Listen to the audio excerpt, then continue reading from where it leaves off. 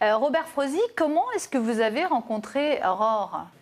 Écoutez, ça a été un petit peu un concours de circonstances. Il y avait eu un petit article dans un journal local, et le journal en fait du quartier. Et puis je me suis dit, oh mon Dieu, quelle belle histoire.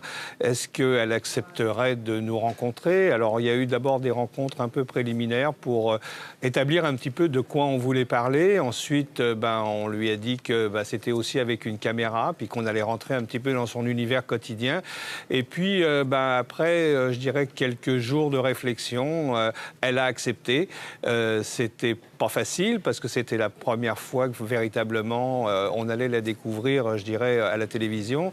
Donc il a fallu que se prémunisse de toutes sortes de petites choses comme ça, mais ça s'est très très bien passé en règle générale, quoi. Ce qui est frappant, Robert Frozy, c'est comme la manière dont Aurore Meyer-Harvey a été acceptée dans le peloton féminin.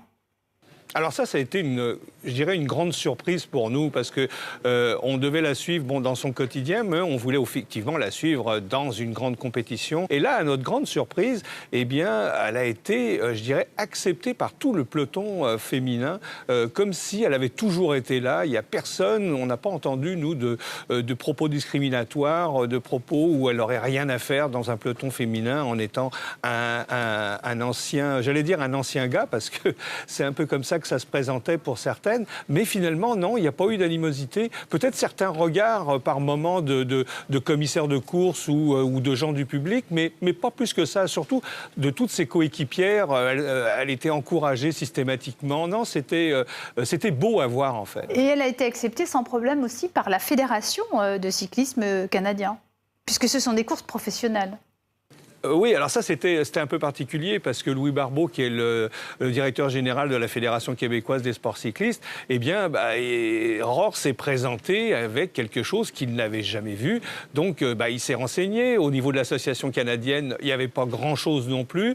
Il a fallu qu'il aille du côté de l'Union cycliste internationale pour découvrir qu'il y avait certaines petites normes déjà qui étaient mises en place. Et puis, il a fallu suivre donc tout un protocole, d'avoir un taux de testostérone à 0, d'avoir de présenter un certain nombre de caractéristiques au niveau hormonal qui devaient effectivement être suivies et en même temps être contrôlées de manière très régulière.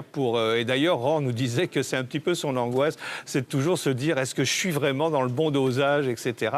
Mais plus ça va, plus effectivement ça pose de moins en moins de problèmes, quoi. Bo van Spielweg, vous avez un point commun, autre avec Aurore, oui. C'est que vous aussi, vous faites du vélo. Oui. Vous avez fait l'ascension, on va le voir en image, oui. Du Mont Ventoux. Avec un vélo canadien, d'ailleurs. Comme quoi, la boucle est bouclée. Et vous me dites, mon Dieu, qu'est-ce que ça a été dur. Parce qu'en fait, les hormones, ça fait quand même sacrément chuter le taux de testostérone. Et à la limite, moi, j'en ai un peu, mais là, vous n'en avez plus du tout. Plus du tout, non. Certainement plus depuis l'opération. Et donc, oui, voilà, on perd des forces.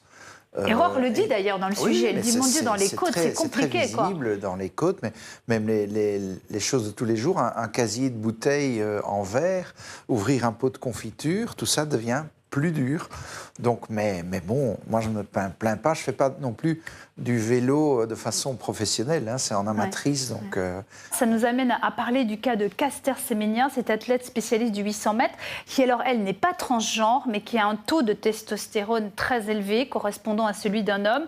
Aujourd'hui, elle est interdite de compétition. Robert Frozy, c'est pour vous quelque chose d'absolument inadmissible, et c'est complètement rétrograde de la part du CNOC, du Comité international olympique. Oui, et surtout aussi par la Fédération internationale d'athlétisme. Écoutez, on est encore à l'ère de Pierre de Coubertin, c'est-à-dire qu'on est encore au 19e siècle. Quand on voit comment on a traité ce dossier-là de manière inhumaine, ignoble, parce que... Et les termes, écoutez, je trouve des termes encore, s'il y en avait des plus forts, je l'aurais dit, c'est une réunion d'hommes, ce sont des fédérations qui sont dirigées pour la plupart avec ce côté encore très patriarcal.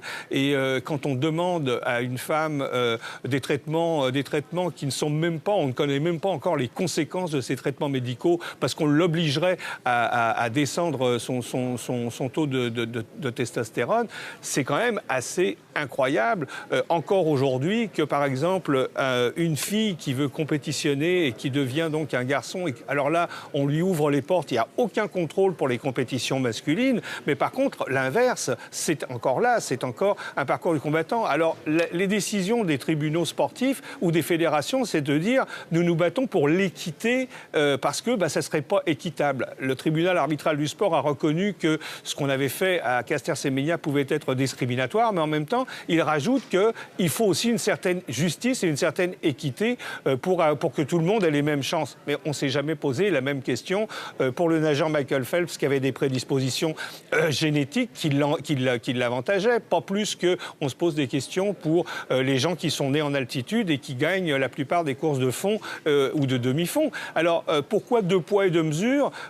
C'est pour ça que je vous dis, on est encore dirigé dans le monde du sport comme Coubertin le faisait et comme Coubertin, par exemple, avait son opinion très, je dirais, sexiste des femmes et de leur présence dans le sport. Merci beaucoup, Robert Frozy. Et c'est vrai que Pierre de Coubertin n'était pas favorable et ne refusait que les femmes, d'ailleurs, effectivement, fassent du sport et participent aux Jeux Olympiques.